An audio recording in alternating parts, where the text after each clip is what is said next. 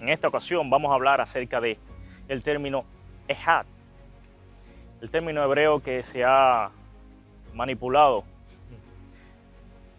para decir lo que realmente no dice, para promover lo que realmente no puede ser promovido. En este tema te vamos a mostrar, así como lo hicimos con el tema el tema pasado en el cual hablamos acerca del término Elohim, en este vamos a hablarte acerca de Ejad.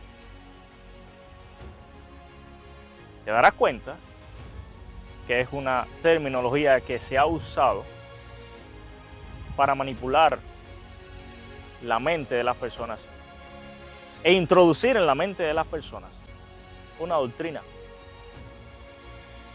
que realmente no tiene cabida en la palabra de Dios. Como siempre, te exhortamos a que veas el video, a que analices por ti mismo o por ti misma, que valores si la información que te estamos dando aquí proviene o no proviene de nuestro gran Dios y Padre, el gran Dios y Padre, nuestro Señor Jesucristo. A Él sea la gloria, la honra y el poder. Él sea alabado por los siglos de los siglos.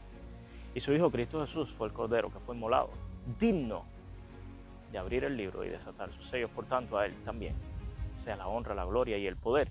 Y Él se sentó a la diestra de la majestad que está en los cielos, nuestro Padre Celestial. Así que nuestro Padre Celestial te bendiga y no te demoramos más. Acompáñanos para que veas el video.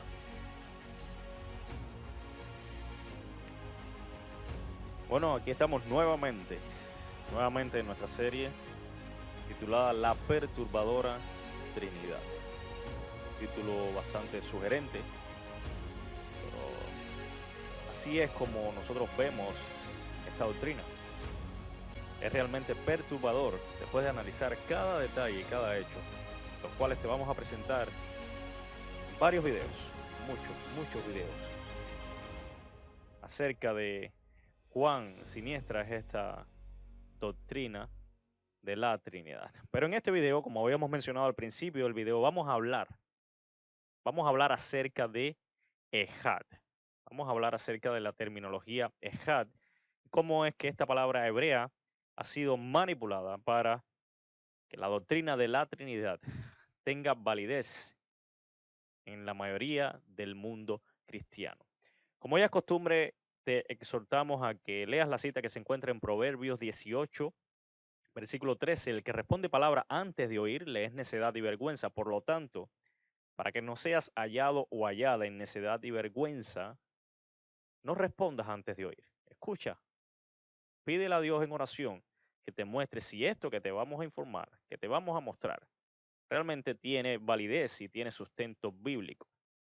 No respondas, solo escucha y medita en oración.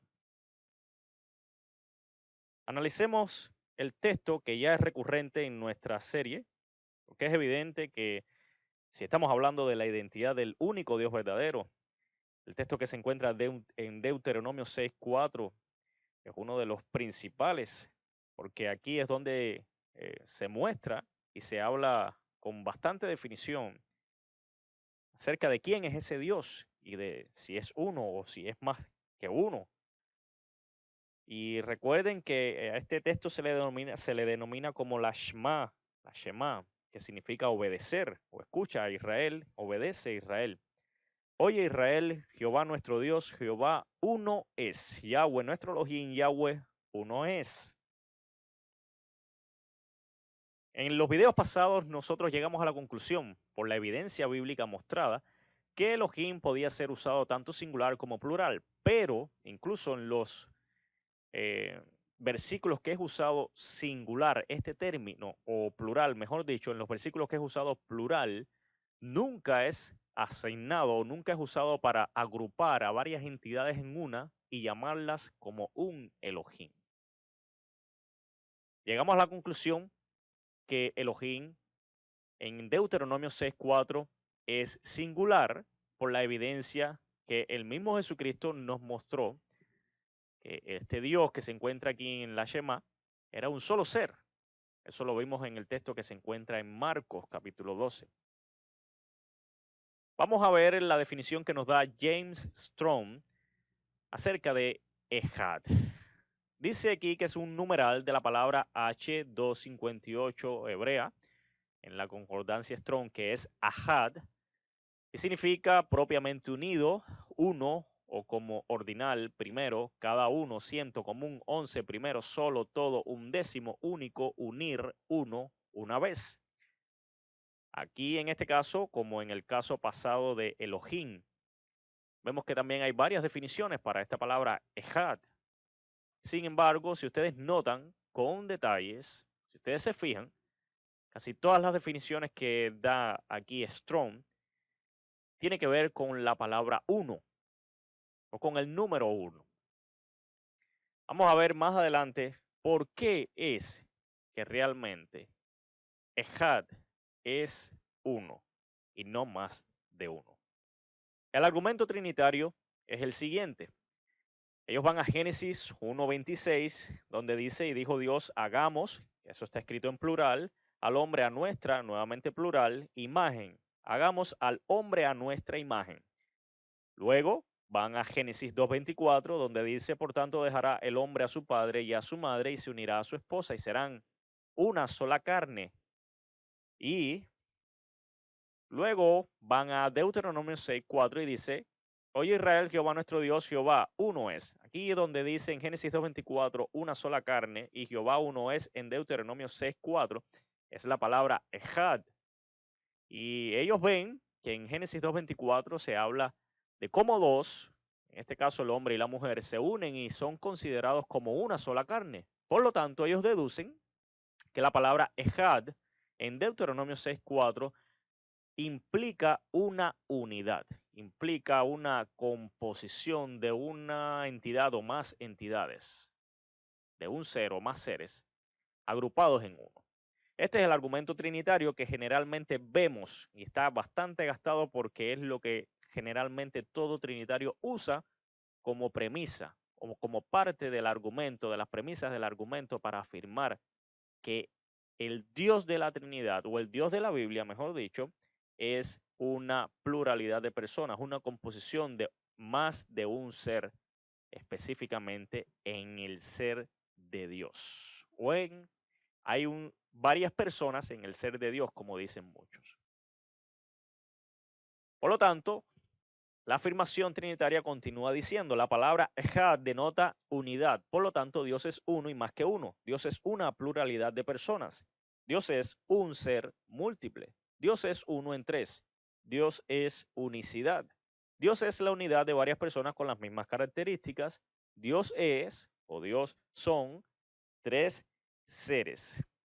Y en resumen, cuando ellos usan la palabra Ejad, dicen que Dios es una unidad compuesta, una unidad compuesta.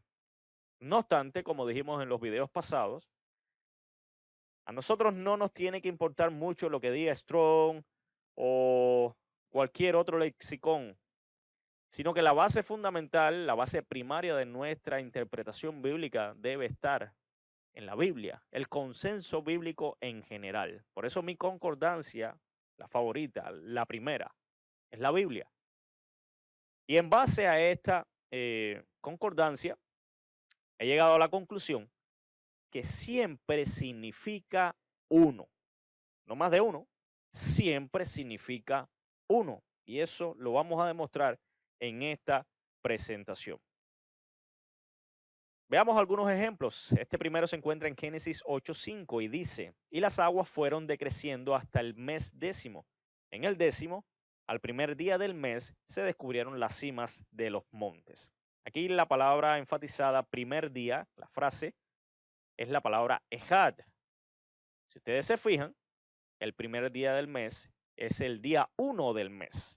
Por lo tanto, aquí en la definición que nos da Strong de Ejad, es que es uno. Aquí Ejad significa uno, primero, pero primero uno, el 1 del mes, el primero del mes. En Génesis 11:6 leemos también, y dijo Jehová, he aquí el pueblo es uno, y todos estos tienen un solo lenguaje, y han comenzado a obrar, y nada les retraerá ahora de lo que han pensado hacer. La palabra uno en pueblo y en un solo lenguaje también es ejad. Aquí el pueblo, si ustedes analizan, un pueblo está conformado por varias personas, pero la palabra uno aquí es ejad. Y la palabra lenguaje también es, la palabra que está definiendo al lenguaje como que es un solo lenguaje también es ejad. Pudiéramos aquí también tener cierta duda porque se está definiendo al pueblo como uno, pero el pueblo no es un solo individuo, sino que hay varios individuos. Realmente vamos a explicar por qué es que se usa ejad aquí para mencionarse al pueblo y decir que el pueblo es uno. Más adelante vamos a explicar qué es lo que significa o por qué aquí se usa la palabra ejad realmente. Así que podemos ver que la definición ejad aquí significa propiamente unido, es decir, es un solo pueblo, pero es un pueblo. Y la palabra de un solo lenguaje también significa que es común, que es único, es un único lenguaje, es uno. Veamos otro ejemplo en Marcos 12, 29 al 30, 32 al 34, donde Jesucristo nos habla acerca de este Dios, el cual nosotros queremos identificar. Y Jesús le respondió, el primer mandamiento de todos es, oye, oh Israel, el Señor nuestro Dios, el Señor uno es. Recuerden, aquí Cristo estaba haciendo la referencia a la Shema en Deuteronomio 6:4. Y amarás al Señor tu Dios con todo tu corazón y con toda tu alma y con toda tu mente y con todas tus fuerzas. Este es el principal mandamiento. Entonces el escriba le dijo, bien, maestro, verdad has dicho, porque hay un Dios y no hay otro fuera de él. Y el amarle con todo el corazón y con todo el entendimiento y con toda el alma y con todas las fuerzas y amar al prójimo como a sí mismo es más que todos los holocaustos y sacrificios. Y viendo Jesús que él había respondido sabiamente, le dijo, no estás lejos del reino de Dios. Y ya ninguno osaba preguntarle.